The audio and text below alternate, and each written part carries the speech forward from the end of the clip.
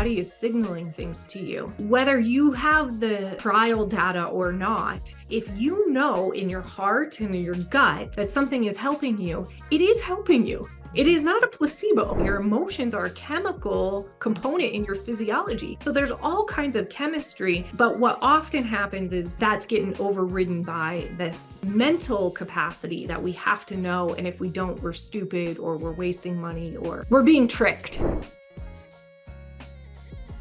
So like, I want to know like how you got into the holistic coaching, and then also, you know, how you combine it to make it unique. Yeah, absolutely. Well, thank you for having me. It's so nice to be able to actually talk about this and try to explain it in a way that's tangible, because I think that's one of the big things that happens with holistic anything or complementary medicine or complementary alternatives is that it becomes this really nebulous thing that people are like, is it real? How's it work? Who does that? So yeah, I'm happy to kind of tell you a short version of my journey, really. Mm-hmm. I was really resistant to calling myself a coach. So, and I think that's because I had the same, doubts about what a coach is. So that took a long time for me to actually get that title behind my name, holistic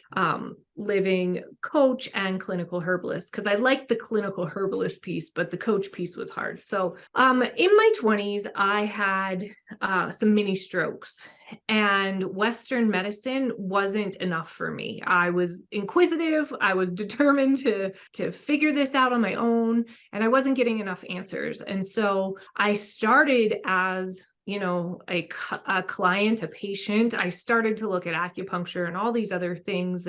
And I actually was exposed to energy work. And I never, ever wanted to leave that Western science mindset, because that's what I was trained in. I was trained as a biologist. I have a master's degree in biology. I worked in labs and I loved, the scientific method. Yeah. And so when I ended up moving to Canada, I'm originally from the States. When I ended up moving to Canada, it was as an ecologist, and I loved the plant piece. And I thought the plants that I use to help keep my migraines at bay, to help keep my digestion at bay, after all those years of really going on this self-discovery journey about my health and changing my life, I then enrolled in other courses, and I eventually became a clinical herbalist. So what I had learned was it doesn't have to be all or nothing. Holistic is what it means, holistic. And so that's where people get a little confused, because I do come at it from a Western approach and an Eastern approach. And I feel like, my client base really likes that I can speak to both in a way that isn't too new age. Yeah, I think so. And I can feel that when we work together, even chat, it is a very good balance. But I also love that too. And I think it's important to point out that you call it complementary, not alternative, because it isn't about this or this. It's the both, and they should work together. And even going through my whole journey with cancer and going through chemo, it wasn't like I was just picking one solution. And I think it's almost a disservice to a lot of patients to only offer one solution. I think it's so many medical things that people have go on as multi-pronged things. It's never just one thing. That's right. So how would you say you combine, like, how do you go about combining both practices for people? Is it based on what their ailments are? Is it like really a mix all the time? Or do you feel like you lean into one more or the other? Well, I will always rely on herbs. Like, there comes a point where that's my first love, is plants and ecosystems, and how I turned my ecosystem approach into an ecosystem health. So I approach every client as if they have an ecosystem, so an inner health ecosystem. And like you mentioned, like, everything affects everything, and it just is a matter to what degree that comes into play. So what I like to think about from, let's say, like a holistic kind of picture, I look at it like a pie. Like, if you're baking a pie, you might be able to get away with substituting this ingredient for that ingredient, but you have to know what you can substitute. Mhm. And you have to know, you know, what really matters and what doesn't, and in what proportion. So this is where that scientific mind really comes into play is, you know, do you take vitamin D with K, without K? In the liquid form or as capsules? Do you do it in the morning? Do you do it in the evening? So, you know, we can always address those things. And I do address those things at that level, but that is really one of those aspects of a holistic program that you, if you're determined and you have time, you can research that kind of stuff. The complementary piece is that I can intuitively, because that's one of the things that I was born with some intuition about how people's bodies work, and I can intuit what's going on. And then there's an emotional piece, and then there is, you know, the physiological piece, and that's that whole system. That's that pie. You know, is it a little bit of salt or a lot of salt? That kind of thing. That's so interesting, because that is something I feel like even I'll do, where like I'll get on to something, right? Like people like, you need to take vitamin D. And it's like, so everybody's taking vitamin D. And it's like, well, it's like not even the supplements are the like, right, liquid, like, and I mean, I never have the time to research that stuff. Or you'll catch like a snippet, and it's like the internet is really great for information, but sometimes people will take a snippet of, you know, you should really take magnesium, or you should be taking this, and that isn't always the case for everybody at all times. And you find that sometimes people come to you and be like, I take this because I know that everybody should take this. Or, well, you just even mentioned magnesium, and magnesium gets complicated, right? So people take magnesium for sleep, and that's great. But sometimes people come to me and they'll say, oh, I can't sleep, but I take this magnesium. Well, in the form that they're taking it in, it helps their bowels. It doesn't do anything for their sleep. So things like that. So form matters.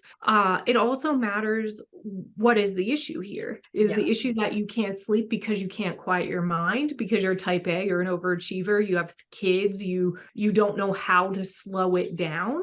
Or can you not sleep because you're in perimenopause, or you're a man and your testosterone is changing? Like, it's so fascinating, because there's so many ways. And to your point about, you know, there's only one way, or that kind of is what you wish that it wasn't like that, or you had a different experience when you were on your treatment path.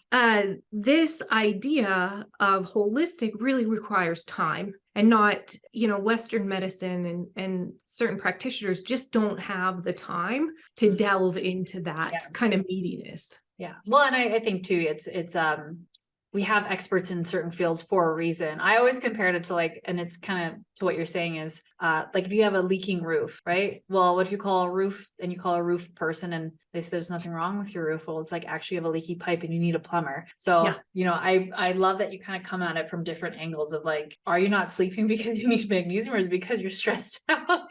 And it's so funny. I think as humans, we're like so quick to find a quick solution, so quick to just want like, oh, if I just take magnesium, my problems will be solved. Or, you know, if I take, you know, whatever the latest herb is. So I think that's really great that you incorporate the other facets into it. And again, like you said, it's a whole piece of a pie. It's not just one thing. Would you say there's anything right now? Is there anything that is kind of like a one size fits all? It's like, if everybody should just, you know, I mean, like drink more water, or like if it's cold season, like adding, like, is there any of those little secrets, like kind of those, you know, mother's tales where, yeah, there's so many. There's just like so many. I think there are a few, like in terms of like, okay, just some things that really can kind of blow your mind.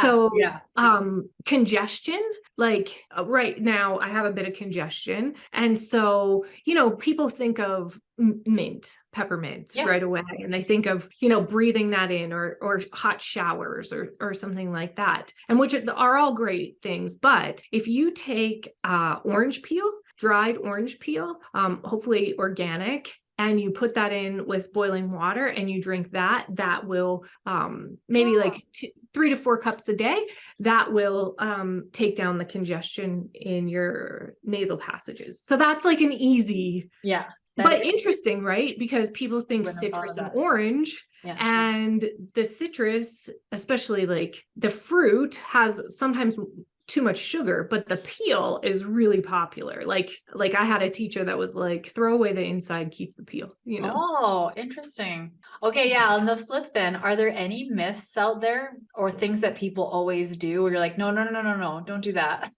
Well, I think there's a couple of things.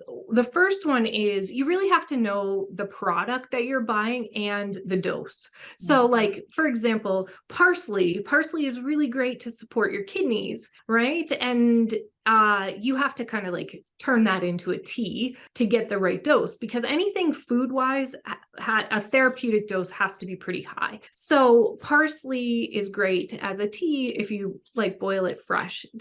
It tastes earthy, and that's my code for you might not like it. Yeah. But if you take capsules of parsley, you might have to take 20 capsules a day to actually get what you need. So parsley might not be the best herb for a kidney issue. You know, you might want to address fear in your life instead of trying to have, you know, a capsule, 300 capsules over 30 days or something like that. That is interesting. That is something though, because I think of collagen. Like my mom was taking collagen. I was like, Mom, there's not you have to take like 10 of those capsules to get like That's right. proper dosage. I didn't, what's funny too with parsley is like I genuinely thought parsley was like, I should know better, but I thought it was like mostly like a make it look nice. Yeah. I didn't know it actually did anything. Think about everything. Every plant that you cook with has a medicinal purpose. And actually, herbal medicine is the precursor for prescription. And that's a myth too, that it's just some woo-woo thing that's new aged and all that. So parsley is great for bad breath. So that's probably more what people will remember over like a kidney issue. But parsley is really good for bad breath. Okay, that's so interesting. Yeah, I would have never known that. But like, then why would I? Yeah. I'm trying to think of other things I've seen come out. Like that's another good point, the dosage, because I think too, people will jump on. Even like turmeric was a big one, but it's not always. And like I've just done a little bit of research on it, but people will take turmeric and it's like, well, your body can't even absorb it, or like I don't know what the connection of vitamin D and K is, but I take it. Right? Like not knowing how things work together, I think is really interesting too. Well, I'll I'll hit two of those things, and then I'll tell you the other two myths that I commonly see. First one is vitamin D plus K. Generally speaking, you get enough K in your diet, so there's no reason to. I kind of feel like it's just going to go in and come out. So what's the point? So generally speaking, most people have enough K in their diet, so you wouldn't need to have the D plus K. So that's something. And the turmeric, if you think about where does turmeric come from? Where do the plants come from that you're cooking with, or that you're, remember when bullet coffee was like a big deal? And people would come to me and they'd be like, I'm gaining so much weight. And I'm like, well, what are you doing? Well, I have a bullet coffee every morning. And it's like, well, you have too much fat. That amount of coconut oil is great for somebody from Southeast Asia. So turmeric, if you think about where it comes from and what cultures use it, they use it with something spicy. So that's the absorption kind of situation. So if we're just dropping capsules and swallowing things, it's kind of, and I often say, like, this is where people come to me, is because they're so overwhelmed. They want natural. And I work with a lot of professionals. They want natural, but they they buy 1,000 supplements.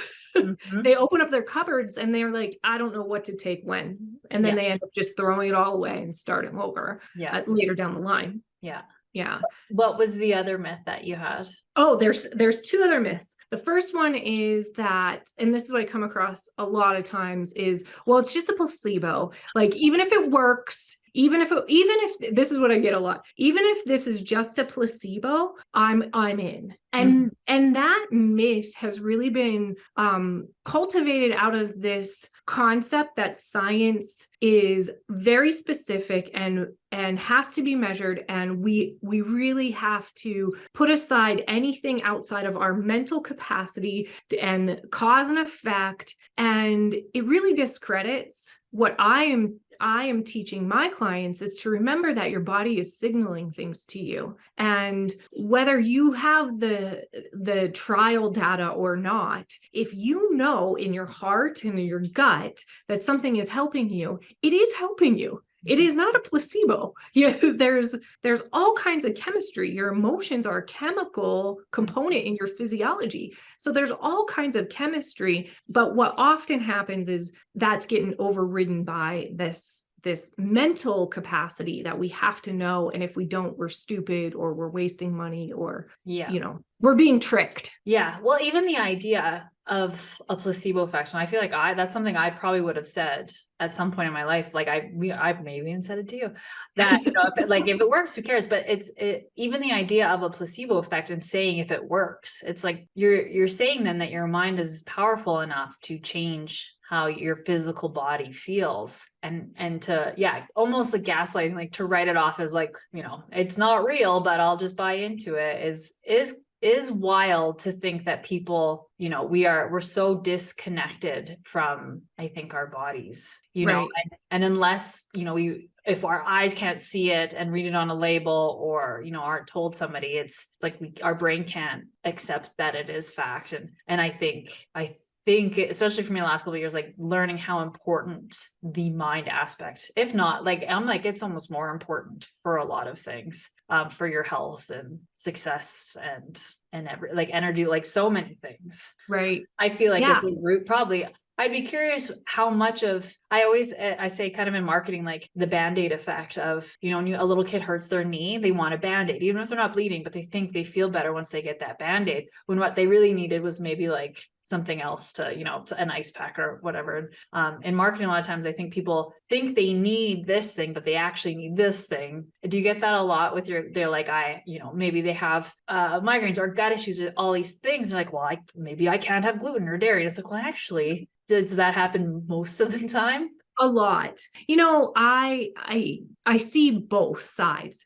So there are a lot of people that come to me with an issue, and that issue is a digestion, or rashes, or exhaustion, brain fog, lots of all kinds of things. And it is an issue. Like, I'm not saying that it isn't, but the root of that issue is often very different. It's kind of like the marketing example that you tell, like or the Band-Aid. What I love about that example that you just gave is that Band-Aid effect, as you kind of reference to, is actually the attention that someone is emotionally present for that child. So whether it's a Band-Aid or an ice pack, some of that is. Now, how is that not chemistry? Yeah. That is a chemical reaction.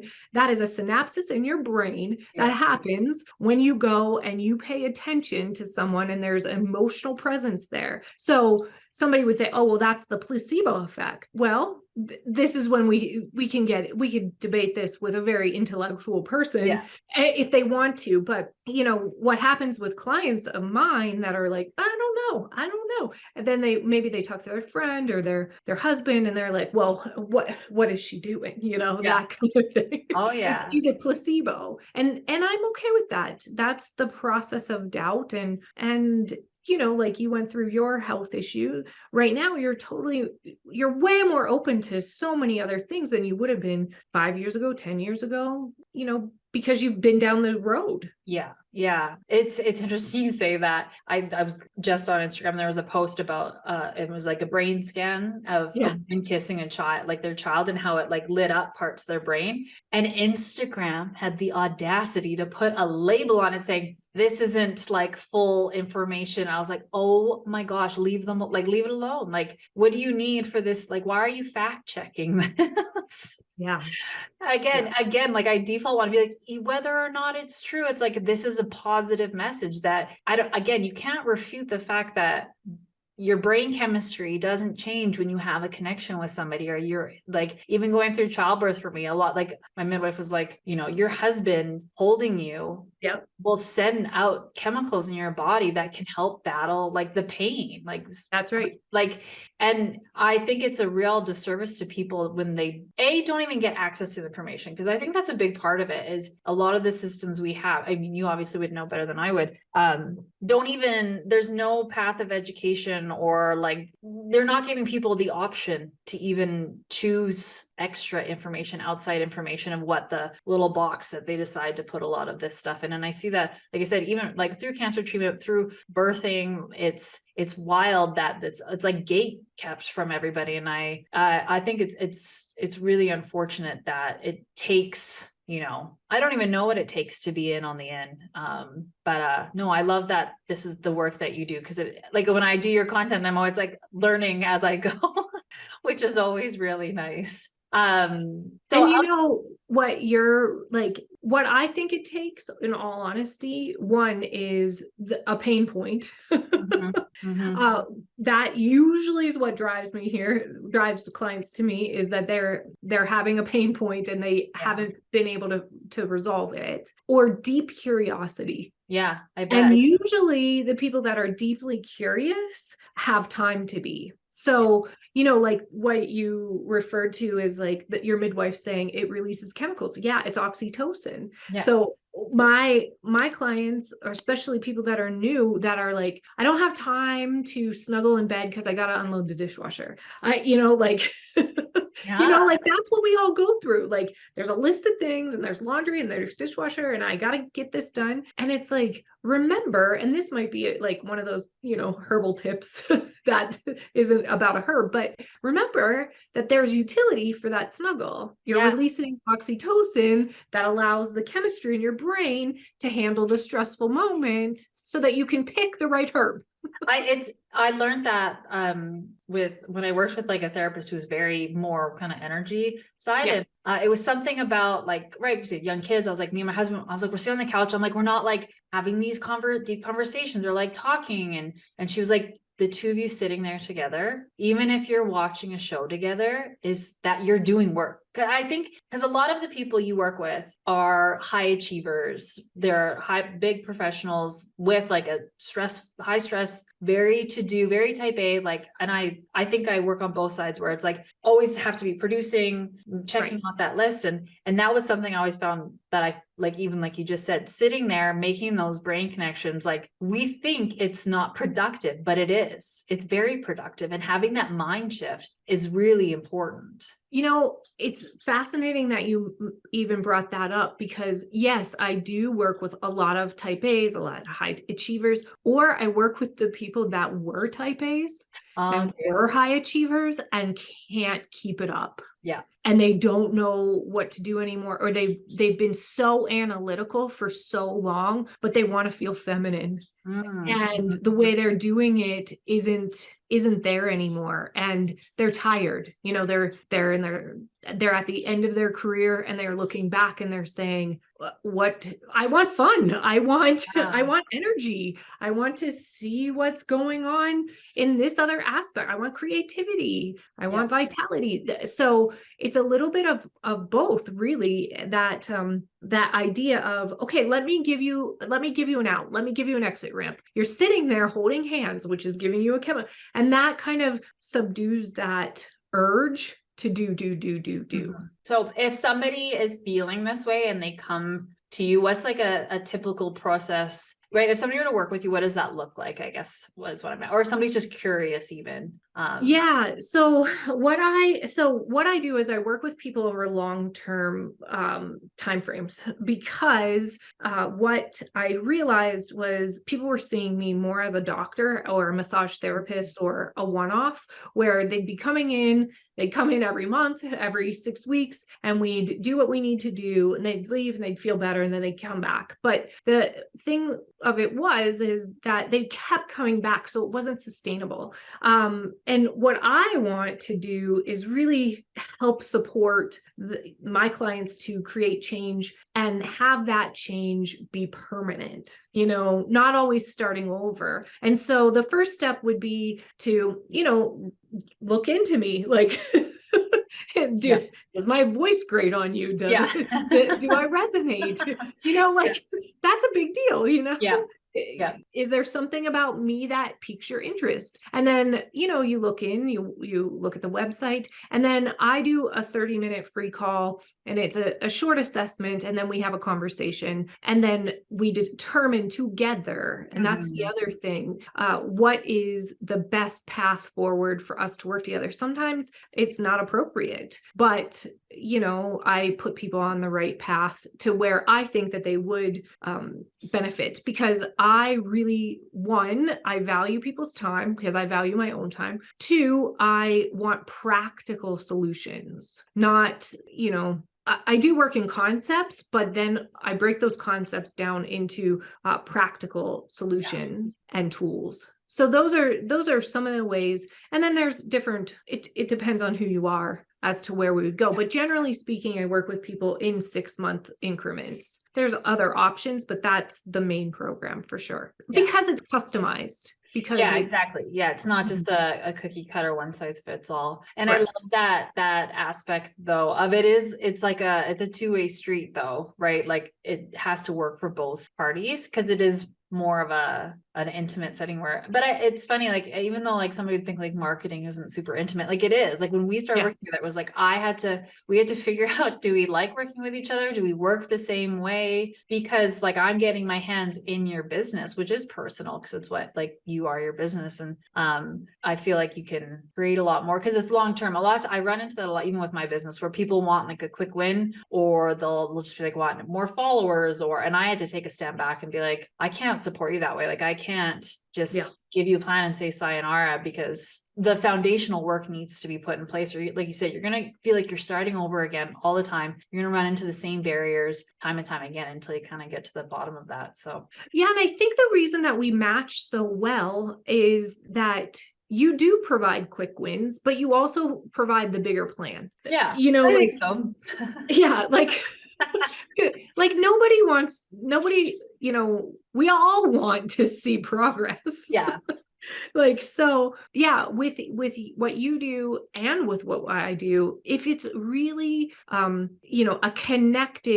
connection and a connected business, because I actually believe that's holistic. When you don't know the other person at the other end of the phone, or you can't actually tell what do you like? Okay, well, I love herbs. Well, does she actually live it? Like you love marketing. Do you actually live it? And especially something so personal, whether it's your business or your health or both, we're all doing our best, I think, or we're trying to do our best. And that connection is valuable, especially now when we've been through a time frame where connection was lacking. Yeah, I can see that for sure. Even in the digital world, and it's what I always try to tell clients is, like words from you, the more raw it is, the more, like, just get on screen. Don't be scared, because that's what people need right now. Like that's what we've always needed. We just had a real reality check the last couple of years of like what's important. Like, we all get a little bit distracted. And so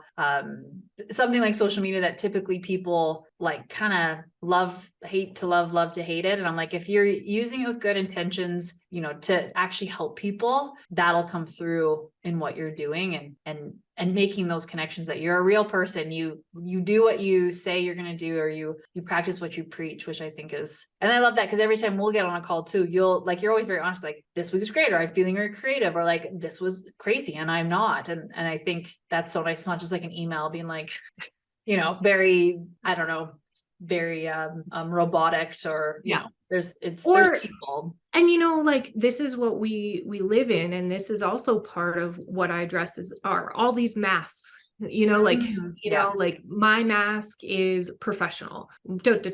My mask is super clowny and happy. My mask is apathetic. I get a lot of that, or indifferent. And so, what are we doing here? What are we presenting? And that's what you're really saying, just present who you are, and the rest we can build around. And that's kind of what I do too with the initial assessment. not the initial call, but if we do work with together, my clients and I, that initial assessment is, what are we working with here? Like, let's get into it and let's know exactly. And I think that makes me different too, is I'm not afraid to address the hard things with a compassionate and kind heart. But, if I see an issue, we're going to go for it. Well, and the other, before we can wrap things up here, I love the other component of your business that is luxury. And I tell people this story all the time, is that I've told you this, where I had this like really old water kettle in our kitchen that I was like gross and calcified. And I was like, well, Kristy told me to live in luxury. I use this thing every day. So I bought myself a fancy water kettle from Indigo that I get compliments on. But I was like, it makes me feel like a fancy lady. And I do that all the time. It's so fun. I do that all the time now. I'm like, well, and I've joked about it, but in reality, it's like, what is the most luxurious, sophisticated version of me? How would they present in this moment? What would they do? How would I treat myself? And I try to live my life accordingly. And just making that simple change has really elevated so many experiences for me. And it's not about like monetary. It's a lot what you talk about. It's a feeling. It's incorporating all your senses, right? Like, if I'm going to make myself even a piece of toast, it's like, how can we make this feel a little bit more luxurious, right? Put the extra everything spice on it, or, and it starts to influence so many things in my life, which I think that's also a really big key difference of what you do that I love. Yeah, absolutely. So I love that you brought this up, because that was my third myth. Okay, good. Dosage, then it's, placebo. And then the third myth is that holistic can't be luxurious. And you bringing that up, I love that you share that. I love that you go out. I do. Because it's the small things that create the bigger wins. And that's also luxury, is changing your health in a way that, in your mindset and the way that you walk in the world becomes so integrated that you forgot that you had a bad kettle or an old kettle or whatever that is. Like, eventually somebody will come over to you, remember that kettle you had? And you're like, no. And you're like, oh yeah, I did have that kettle. But we talk about the fact that changed your chemistry, which then changed your mind frame, which then set you on a path to change your health and your life. And that's the thing about luxury, that my form of luxury, what I teach, the truest form, it encompasses abundance, self-worth, value. And so I say this sort of tongue in cheek, but at the same time, I really live it and I really believe it. And my clients make big changes in their life and in their health. So, the shame around somebody might want a really fancy car. Well, why would I need a fancy car if my car is okay? There's no room for that anymore. There's no room for just settling when we can actually elevate ourselves into a higher state of living and a higher state of health by just giving ourselves the right teacup. Yeah, it's wild. That was like a real tipping point for me, where I was like, this is so simple, but so like life altering if you allow it to really become as big as it is. It's something small, but it really can be something much bigger. I love that. Well, thank you so much for your time today. It was fantastic. Thank you, Lisa. I loved being here. We were in a meeting. I was like, you need to be on the podcast. People need to hear what you have absolutely to say. Tell me when. Yeah, really though.